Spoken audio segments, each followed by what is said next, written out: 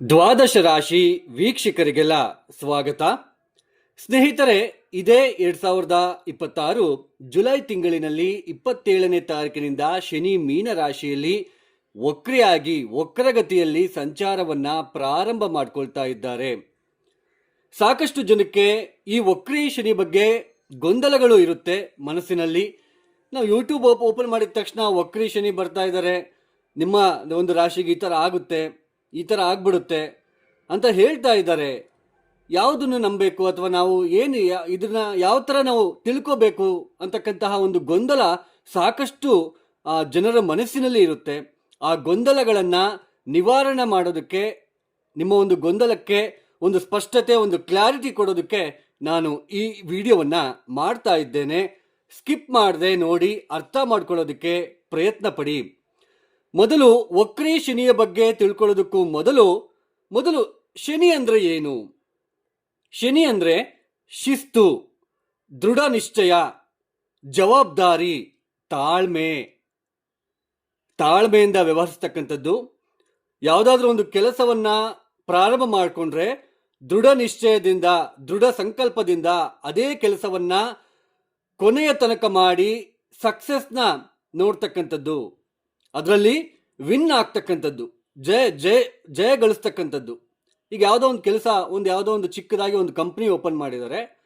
ಆ ಕಂಪ್ನಿ ಬಗ್ಗೆನೇ ಯಾರು ಏನೇ ತೊಂದರೆ ಮಾಡಿದ್ರು, ಯಾರು ಏನೇ ಕಷ್ಟ ಕೊಟ್ರು, ಅವ್ರಿಗೇನು ಗೋಲ್ ಇರುತ್ತೆ, ಆ ಕಂಪ್ನಿನ ಡೆವಲಪ್ ಮಾಡಬೇಕು ಅನ್ನೋದಿರುತ್ತೆ. ಅಂದರೆ ತಾಳ್ಮೆ, ದೃಢ ನಿಶ್ಚಯ, ಜವಾಬ್ದಾರಿ ಅಂತ ನಾವು ಕರಿತೇವೆ. ಇಲ್ಲಿ ಯಾರ ಜಾತಕದಲ್ಲಿ ಶನಿ ಬಲಿಷ್ಠರಾಗಿರ್ತಾರೋ, ಬಲಿಷ್ಠ ಅಂದ್ರೆ ಏನು ನೋಡಿ. ನಿಮ್ಮ ಜಾತಕ ರೀತ್ಯ ಲಗ್ನಕ್ಕೆ ಅಂದ್ರೆ ಸ್ವಕ್ಷೇತ್ರ ಅಂದ್ರೆ ಮಕರ, ಕುಂಭ ರಾಶಿಯಲ್ಲೋ, ಅಥವಾ ಉಚ್ಚ ಸ್ಥಾನವಾಗಿರ್ತಕ್ಕಂತಹ, ಉಚ್ಚ ಸ್ಥಿತಿ ಆಗಿರ್ತಕ್ಕಂತಹ ತುಲಾ ರಾಶಿಯಲ್ಲೋ, ಮಿತ್ರಸ್ಥಾನ ಆಗಿರ್ತಕ್ಕಂತಹ ಮಿಥುನ ಮತ್ತೆ ಕನ್ಯಾ ಅಥವಾ ತುಲಾ ಅಥವಾ ವೃಷಭ ರಾಶಿಯಲ್ಲೋ, ಅಂದರೆ ಮಿತ್ರ ಕ್ಷೇತ್ರ ಅಥವಾ ಸ್ವಕ್ಷೇತ್ರದಲ್ಲಿ ಅಥವಾ ಉಚ್ಚ ಸ್ಥಾನದಲ್ಲಿ ಇದ್ದುಬಿಟ್ಟು ಬಲಿಷ್ಠರಾಗಿರ್ಬೇಕು ಅಂದರೆ ಅವರು ಸ್ವಕ್ಷೇತ್ರದಲ್ಲೇನೋ ಇದ್ದಾರೆ. ಈಗ ಒಬ್ಬರಿಗೆ ಮಕರ ರಾಶಿಯಲ್ಲಿ ಇದ್ದಾರೆ, ಸ್ವಕ್ಷೇತ್ರ ಆಯಿತು, ಬಟ್ ಅಲ್ಲಿ ಬಲಿಷ್ಠರಾಗಿದ್ದಾರ ಅಂತ ಹೆಂಗೆ ಗೊತ್ತಾಗುತ್ತೆ?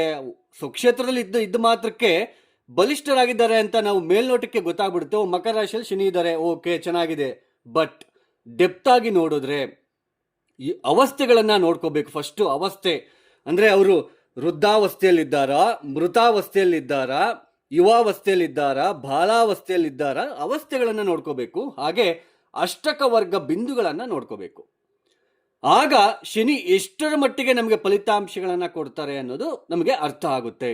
ನಾವು ಎಷ್ಟರ ಮಟ್ಟಿಗೆ ತಾಳ್ಮೆಯಿಂದ ವ್ಯವಹರಿಸ್ತೀವಿ, ಎಷ್ಟು ನಾವು ದೃಢ ನಿಶ್ಚಯದಲ್ಲಿ ಮುಂದಕ್ಕೆ ಹೋಗ್ತೀವಿ, ಎಷ್ಟು ನಮಗೆ ಜವಾಬ್ದಾರಿ ಇರುತ್ತೆ ಅನ್ನೋದು ಗೊತ್ತಾಗ್ತಾ ಹೋಗುತ್ತೆ. ಅಂದರೆ ಶನಿ ಬಲಿಷ್ಠ ಅಂದರೆ ಸ್ವಕ್ಷೇತ್ರ ಉಚ್ಚ ಸ್ಥಾನದಲ್ಲ ಇದ್ರೆ, ಉಚ್ಚ ಸ್ಥಾನ ಅಂದರೆ ತುಲಾರಾಶಿ ಆಗುತ್ತೆ. ತುಲಾರಾಶಿ ಆತನಿಗೆ ಉಚ್ಚ ಸ್ಥಿತಿ ಕೊಡುತ್ತೆ. ಸೊ ಶನಿ ಯಾರ ಜಾತಕದಲ್ಲಿ ಬಲಿಷ್ಠರಾಗಿರ್ತಾರೋ ಅಂಥವರಿಗೆ ಒಂದು ಒಳ್ಳೆಯ ದೃಢ ನಿಶ್ಚಯ ಇರುತ್ತೆ, ದೃಢ ಸಂಕಲ್ಪ ಇರುತ್ತೆ, ಜವಾಬ್ದಾರಿಯುತವಾಗಿ ವರ್ತನೆ ಮಾಡ್ತಕ್ಕಂಥದ್ದಾಗಿರ್ಬೋದು, ತಾಳ್ಮೆಯಿಂದ ಹಿಡಿದಿರ್ತಕ್ಕಂತಹ ಕೆಲಸವನ್ನ ಪಟ್ಟು ಬಿಡದೆ ಅದನ್ನ ಸಾಧಿಸಿ ತೋರಿಸ್ತಕ್ಕಂತಹ ಗುಣ ಹೊಂದಿರತಕ್ಕಂಥದ್ದು ಶನಿ ಬಲಿಷ್ಠರಾಗಿದ್ರೆ ಮಾತ್ರ ಬರುತ್ತೆ.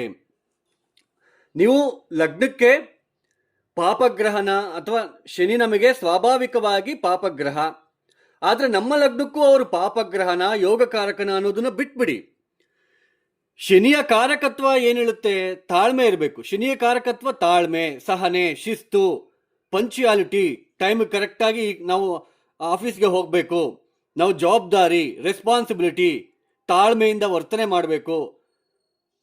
ಎಸ್, ನಾವು ಹಿಡಿದಿದ್ದೀವಿ ಈ ಕೆಲಸವನ್ನ, ಆಗುತ್ತೆ, ಲೇಟ್ ಆದ್ರೂ ಪರವಾಗಿಲ್ಲ, ನಾನು ಮುಗಿಸ್ತೀನಿ ಅನ್ನೋ ಒಂದು ದೃಢ ಸಂಕಲ್ಪ ಇರುತ್ತೆ ಅವ್ರಿಗೆ.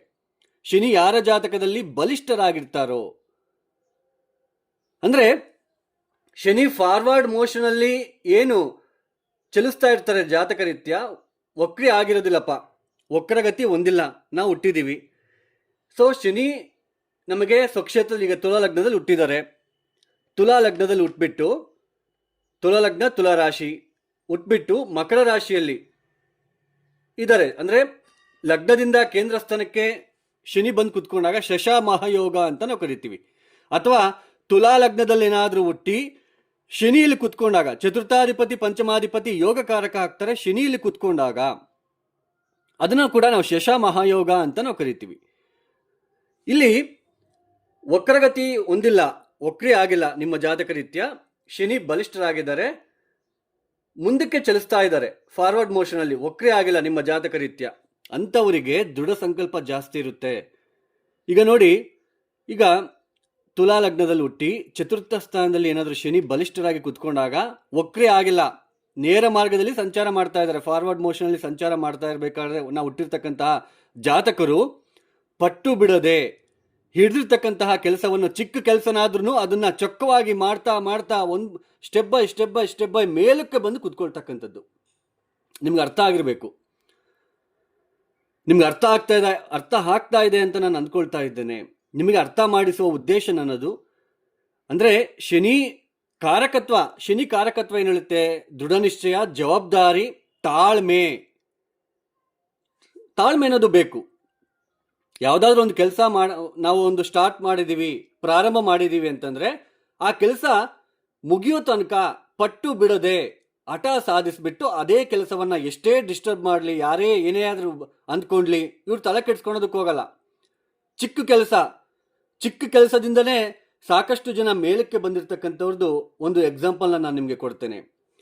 ತುಲಾ ಲಗ್ನದಲ್ಲಿ ಒಬ್ಬ ವ್ಯಕ್ತಿ ಹುಟ್ಟಿದ್ದಾರೆ, ಶನಿ ವಕ್ರಿ ಆಗಿಲ್ಲ, ನೇರ ಮಾರ್ಗದಲ್ಲಿ ಸಂಚಾರವನ್ನು ಮಾಡ್ತಾ ಇದ್ದಾರೆ. ಫಸ್ಟ್ ನಿಮಗೆ ವಕ್ರಿ ಶನಿ ಬಗ್ಗೆ ತಿಳ್ಕೊಳ್ಳೋದಕ್ಕೂ ಮೊದಲು ಶನಿಯ ಕಾರಕತ್ವ ನಿಮಗೆ ಗೊತ್ತಾಗಬೇಕು. ಶನಿಯ ಕಾರಕತ್ವ ಏನು? ದೃಢ ನಿಶ್ಚಯ, ಜವಾಬ್ದಾರಿ, ತಾಳ್ಮೆ, ಲೇಬರ್ಸ್ ಬರ್ತಾರೆ, ಕಾರ್ಮಿಕರು, ನಮ್ಮ ಕೈ ಕೆಳಗಡೆ ಕೆಲಸ ಮಾಡ್ತಾ ಇರ್ತಕ್ಕಂತಹ ವ್ಯಕ್ತಿಗಳು, ಇದೆಲ್ಲ ಕಾರಕತ್ವ ಅಂತ ನಾವು ಕರಿತೀವಿ ಶನಿಗೆ.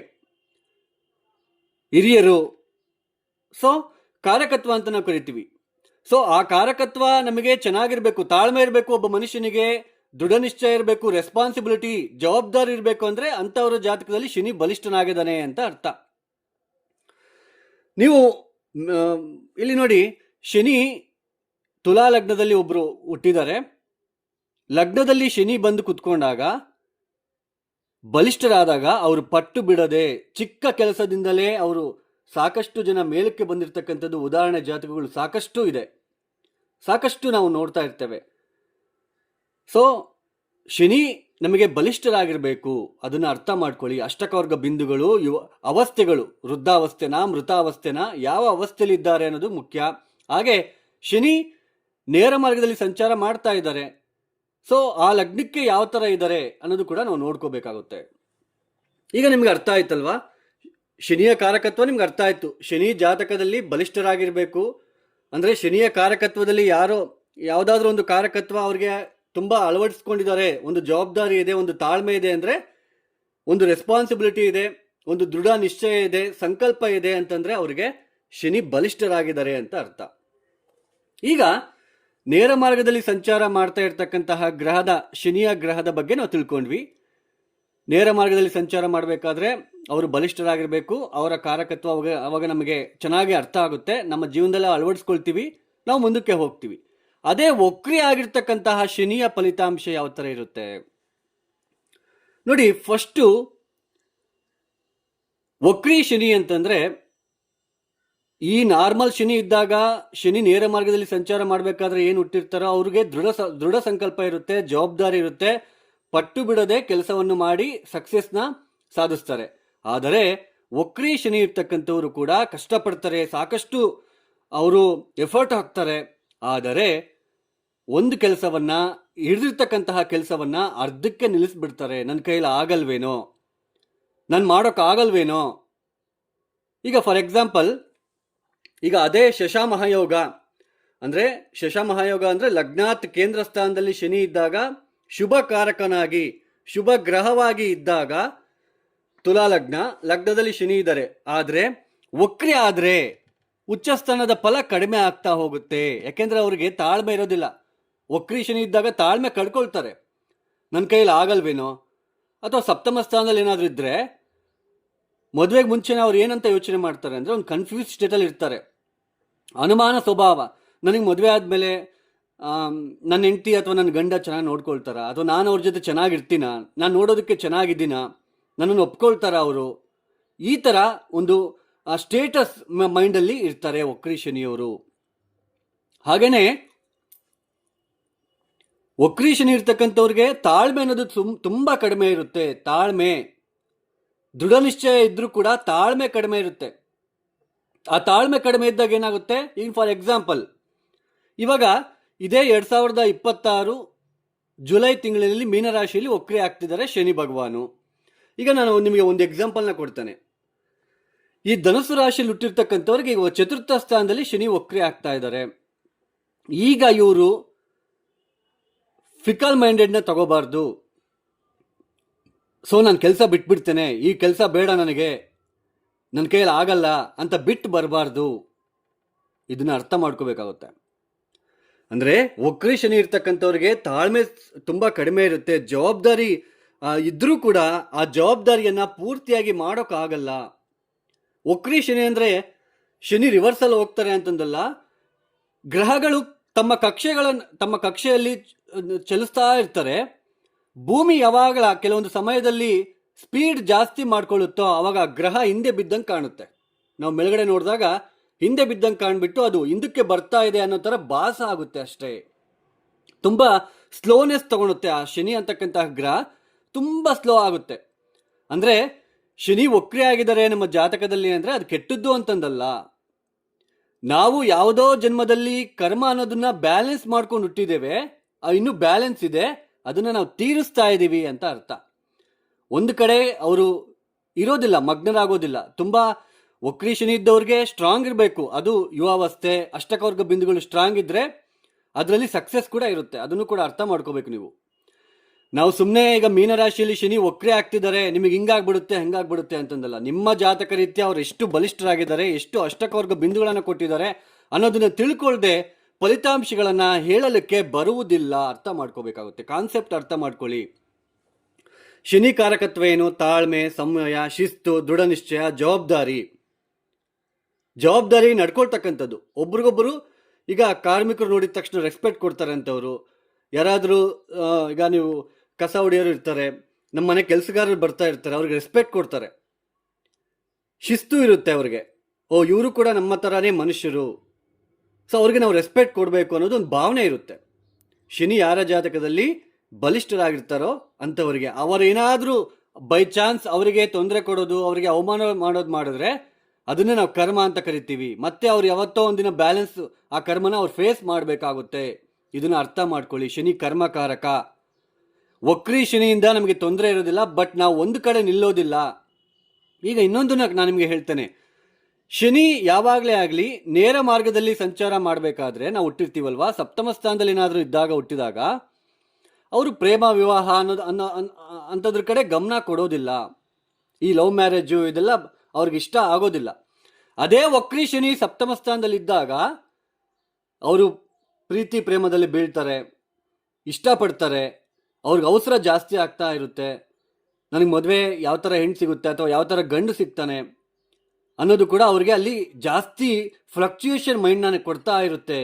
ಕ್ರಿಯೇಟಿವಿಟಿ ಇರುತ್ತೆ, ಒಳ್ಳೆ ಕ್ರಿಯೇಟಿವಿಟಿ ಇರುತ್ತೆ, ಬಟ್ ಎಲ್ಲೋ ಒಂದು ಕಡೆ ಅವರು ಆ ಕರ್ಮನ, ಬ್ಯಾಲೆನ್ಸ್ ಕರ್ಮನ ಯಾವುದಾದ್ರೂ ಒಂದು ಮುಖಾಂತರ ಅವಸರ ಮಾಡಿಕೊಂಡು ಕೆಡಿಸ್ಕೊಳ್ತಾರೆ ಅನ್ನೋದು ಅರ್ಥ. ಈಗ ಮೆಗಾಸ್ಟಾರ್ ಚಿರಂಜೀವಿ ಅವರ ಜಾತಕದಲ್ಲಿ ಶಶ ಮಹಾಯೋಗ ತುಲಾ ಲಗ್ನದಲ್ಲಿ ಹುಟ್ಟಿದ್ದಾರೆ ಅವರು, ಬಟ್ ಶನಿ ವಕ್ರಿ ಆಗಿಲ್ಲ. ಇದನ್ನ ನಾವು ಅರ್ಥ ಮಾಡ್ಕೋಬೇಕು.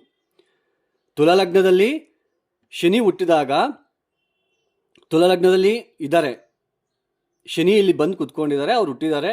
ಸೊ ಅವರು ವಕ್ರಿ ಆಗಿಲ್ಲ. ಪಟ್ಟು ಬಿಡದೆ ಸ್ಟಾರ್ಟಿಂಗ್ 0 ಇಂದ ಇವತ್ತು ಒಳ್ಳೆ ಒಂದು ಕಂಡೀಷನ್ಗೆ ಬಂದಿದ್ದಾರೆ ಅಂದರೆ ಅದು ಶನಿ ವಕ್ರಿ ಆಗಿಲ್ಲ ಅವರ ಜಾತಕದಲ್ಲಿ. ನಾನು ಅಬ್ಸರ್ವ್ ಮಾಡಿದ್ದೇನೆ. ನಾನು ಎಷ್ಟೋ ಜನರ ನಮ್ಮ ರಿಲೇಟಿವ್ಸ್ ಆಗಿರ್ಬೋದು ಅಥವಾ ನನ್ನ ಒಂದು ಸ್ನೇಹಿತರಾಗಿರ್ಬೋದು ತುಲಾ ಲಗ್ನದಲ್ಲಿ ಹುಟ್ಟಿ ಚತುರ್ಥ ಸ್ಥಾನದಲ್ಲಿ ಶನಿ ಇದ್ದಾರೆ, ಆದರೆ ವಕ್ರಿ ಆಗಿಲ್ಲ. ಅವರು ಪಟ್ಟು ಬಿಡದೆ ಕೆಲಸ ಮಾಡಿ ಇವತ್ತು ಒಳ್ಳೆ ಲೆವೆಲಿಗೆ ಬಂದು ಕುತ್ಕೊಂಡಿದ್ದಾರೆ. ಅವ್ರನ್ನ ಅಲ್ಲಾಡ್ಸೋಕ್ಕಾಗಲ್ಲ. ಅವಾಗ ಅರ್ಥ ಮಾಡ್ಕೋಬೇಕು. ವಕ್ರಿ ಶನಿ ಅಂದರೆ ಇದೇ ಥರ ಇರುತ್ತೆ. ಇವಾಗ ಮೀನರಾಶಿಯಲ್ಲಿ ಬಂದು ಕುತ್ಕೊಂಡಿದ್ದಾರೆ ಅಂದರೆ ಅವರು ಅಷ್ಟಕವರ್ಗ ಬಿಂದುಗಳು ಕಡಿಮೆ ಕೊಟ್ಟಾದಾಗ ಏನಾಗುತ್ತೆ, ಫ್ಲಕ್ಚುಯೇಷನ್, ಮೈಂಡ್ ಸ್ಟೆಬಿಲಿಟಿ ಸಿಗೋಲ್ಲ, ತಪ್ಪು ಮಾಡ್ಕೊಂಡ್ಬಿಡ್ತೀವಿ, ಕೆಲಸ ಬಿಟ್ಬಿಡ್ತೀವಿ, ಅಥವಾ ಮನೆ ಚೇಂಜ್ ಮಾಡ್ತೀವಿ, ಅಥವಾ ಯಾವುದೋ ಒಂದು, ಈಗ ಧನಸು ರಾಶಿಯಲ್ಲಿ ಹುಟ್ಟಿದ್ದೀರಾ ನೀವು, ಚತುರ್ಥ ಸ್ಥಾನದಲ್ಲಿ ಶನಿ ಇದ್ದಾರೆ. ಈಗ ಏನು ಮಾಡ್ತೀವಿ ನಾವು, ಈ ಸಮಯದಲ್ಲಿ ವಕ್ರಿ ಆಗ್ತಿದಾರಲ್ವಾ, ಮನೆ ಯಾವುದಾದ್ರೂ ಒಂದು ಮನೆ ತೊಗೋಬೇಕಂತ ಅವಸರ ಮಾಡಿಕೊಂಡು ಯಾವುದೋ ಒಂದು ಮನೆಗೆ ಹೋಗಿ ಅಡ್ವಾನ್ಸ್ ಕೊಟ್ಬಿಡ್ತೀವಿ. ಈ ಸಮಯದಲ್ಲಿ ಅದನ್ನು ಮಾಡಬಾರ್ದು, ಅದು ತಪ್ಪು ನಿರ್ಧಾರ ಆಗುತ್ತೆ. ಯಾವಾಗ ವಕ್ರತ್ಯಾಗವನ್ನು ಮಾಡ್ತಾರೆ ಡಿಸೆಂಬರ್ 10ನೇ ತಾರೀಕು, ಅವಾಗ ಅರಿವಾಗುತ್ತೆ ಅವಾಗ. ಹಾಗೇನೆ ನಿಮ್ಮ ಜಾತಕ ರೀತ್ಯ ಶನಿ ವಕ್ರಿಯಾಗಿ ಹುಟ್ಟಿದಾಗ, ಈಗ ದಶಮ ಸ್ಥಾನದಲ್ಲಿ ಫಾರ್ ಎಕ್ಸಾಂಪಲ್ ವೃಷಭ ಲಗ್ನದಲ್ಲಿ ಒಬ್ಬ ವ್ಯಕ್ತಿ ಹುಟ್ಟಿದಾನೆ, ಅವ್ರು ಹುಟ್ಟಿದಾಗ ದಶಮ ಸ್ಥಾನದಲ್ಲಿ ಶನಿ ಇದ್ದಾರೆ, ವಕ್ರಿ ಆಗಿದ್ದಾರೆ. ಈಗ ಮತ್ತೆ ಗೋಚಾರದಲ್ಲೂ ಕೂಡ ವಕ್ರಿ ಆಗ್ತಾ ಇರೋದ್ರಿಂದ ರೆಸ್ಪಾನ್ಸಿಬಿಲಿಟಿಯಿಂದ ವರ್ತನೆ ಮಾಡ್ಬೇಕೀಗ. ಅವರು ರೆಸ್ಪಾನ್ಸ್ ಜಾಸ್ತಿ ತಗೋಬೇಕು. ಸುಮ್ಮನೆ ಆಟ ಆಡ್ಕೊಳ್ತಾ ಹೋದ್ರೆ ಇಲ್ಲಿ ಒದೆ ಕೊಡ್ತಾರೆ, ಬೆತ್ತ ತಗೊಂಡು ಶನಿ ಒದೆ ಕೊಡ್ತಾರೆ, ಅರ್ಥ ಮಾಡ್ಕೋಬೇಕು. ಸೊ ನಿಮಗೆ ಅರ್ಥ ಆಗಿದೆ ಅಂತ ಅಂದ್ಕೊಳ್ತಾ ಇದ್ದೇನೆ. ಸುಮ್ಮನೆ ಬ್ಲೈಂಡ್ ಆಗಿ ನೀವು ತಿಳ್ಕೊಳ್ಳೋದಕ್ಕೆ ಹೋಗಬೇಡಿ, ಅರ್ಥ ಮಾಡ್ಕೊಳ್ಳೋದಕ್ಕೆ ಪ್ರಯತ್ನ ಪಡಿ. ನಿಮಗೆ ಅರ್ಥ ಆಗಲಿ ಅನ್ನೋದು ಉದ್ದೇಶಕ್ಕೋಸ್ಕರ ನಾನು ಈ ವಿಡಿಯೋವನ್ನು ಮಾಡ್ತಾ ಇದ್ದೇನೆ. ಇನ್ನೂ ನಿಮಗೆ ಅರ್ಥ ಆಗಿಲ್ಲ ಅಂದರೆ ನನಗೆ ಹೇಳಿ, ಮತ್ತಷ್ಟು ನಾನು ಉದಾಹರಣೆ ಕೊಟ್ಬಿಟ್ಟು ನಿಮಗೆ ಅರ್ಥ ಮಾಡಿಸ್ಲಿಕ್ಕೆ ನಾನು ಪ್ರಯತ್ನ ಪಡ್ತೇನೆ. ಅದೇ ಶನಿ ವಕ್ರಿ ಶನಿ ಯಾರಾದರೂ ಜಾತಕದಲ್ಲಿ ಇದ್ದಾಗ ಶನಿ ಬಲಹೀನ ಆಗಿರಬೇಕು. ವಕ್ರಿ ಶನಿ ಆಗಿದ್ದಾರೆ ಮತ್ತೆ ಬಲಹೀನ, ಈ ಅವಸ್ಥೆಗಳು ಸರಿಯಿಲ್ಲ, ಮೃತಾವಸ್ಥೆಯಲ್ಲಿ ಇದ್ಕೊಂಡು ಅಷ್ಟಕವರ್ಗ ಬಿಂದುಗಳು ಒಂದು ಕೊಟ್ಟಿದ್ದಾರೆ ಅಂತಂದ್ರೆ ಹೆವಿ ಕರ್ಮ ಇರುತ್ತೆ ಅಂತ ಅರ್ಥ. ಅದಕ್ಕೆ ತಕ್ಕಂತೆ ಪರಿಹಾರ ಬೀಳ್ಬೇಕು. ಸುಮ್ಮನೆ ಹುಚ್ಚುಚ್ಚುರ್ ಥರ ಶನಿಗೆ ನೀಲಮಣಿ ಹಾಕೊಂಡ್ಬಿಟ್ರೆ ಕರ್ಮ ಹೋಗ್ಬಿಡುತ್ತೆ, ಕಪ್ಪು ಬಟ್ಟೆ ಹಾಕೊಂಡ್ಬಿಟ್ರೆ ಕರ್ಮ ಹೋಗ್ಬಿಡುತ್ತೆ, ರಾಂಗ್ ಇನ್ಫಾರ್ಮೇಶನ್ ತಗೊಂಡ್ಬಿಟ್ಟು ರಾಂಗ್ ಆಗಿ ಹೋಗಿ ಜ್ಯೋತಿಷ್ಯ ಸುಳ್ಳು ಅನ್ನೋದಕ್ಕೆ ಹೋಗಬೇಡಿ ದಯವಿಟ್ಟು. Astrology is fact. ಬಟ್ ನಮಗೆ ಗೈಡೆನ್ಸ್ ಸರಿಯಾಗಿ ಸಿಕ್ಕಿರೋದಿಲ್ಲ, ಅದನ್ನ ಅರ್ಥ ಮಾಡ್ಕೊಳ್ಳಿ. ಇದನ್ನ ನಾವೆಷ್ಟು ಅರ್ಥ ಮಾಡ್ಕೊಳ್ತೀವಿ, ವಕ್ರಿ ಶನಿ ವೀಕ್ ಇದ್ದಾಗ, ಬಲಹೀನ ಆಗಿದ್ದಾಗ, ಅಷ್ಟಕವರ್ಗ ಬಿಂದುಗಳು ಕಡಿಮೆ ಕೊಟ್ಟಾಗ, ಹಾಗೇನೆ ಅವಸ್ಥೆಗಳು ಸರಿಯಿಲ್ಲ ಅಂದಾಗ, ಆಗ ನಾವು ಮಾಡಬೇಕಾಗಿರೋ ಪರಿಹಾರ ತ್ರಯೋದಶಿ ತಿಥಿ ದಿನ ಪ್ರದೋಷ ಪೂಜೆ ಮಾಡಬೇಕು ಶಿವನಿಗೆ. ಇದರ ಫಲ ನಿಮಗೆ, ಇದರ ತೀವ್ರತೆ ನಿಮಗೆ ಸಾಕಷ್ಟು ಜನಕ್ಕೆ ಗೊತ್ತಿಲ್ಲ. ದತ್ತ ಚರಿತ್ರೆಯಲ್ಲೇ ಇದೆ, ಶ್ರೀಪಾದ ಶ್ರೀವಲ್ಲಭ ದಿವ್ಯ ಚರಿತಾಮೃತೆಯಲ್ಲೇ ಅವರೇ ಹೇಳಿದ್ದಾರೆ, ದತ್ತಾತ್ರೇಯನೇ ಹೇಳಿದ್ದಾರೆ.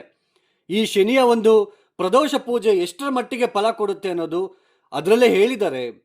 ನಾವು ರಾಂಗ್ ಡೈರೆಕ್ಷನಲ್ಲಿ ಹೋಗಬಾರ್ದು, ಲಾಜಿಕ್ ಆಗಿ ಥಿಂಕ್ ಮಾಡಿಕೊಂಡು ಕರೆಕ್ಟಾಗಿ ಯಾವ ಸ್ಥಾನದಲ್ಲಿ ಇದ್ದಾರೆ, ಯಾವ ಸ್ಥಿತಿಗತಿಗಳಲ್ಲಿ ಇದ್ದಾರೆ ನೋಡ್ಕೊಂಡ್ಬಿಟ್ಟು ವ್ಯವಹರಿಸಬೇಕಾಗಿರುತ್ತೆ. ಸೊ ಶಶಮಹಾಯೋಗ ಅಥವಾ ಗಜಕೇಸರಿ ಯೋಗ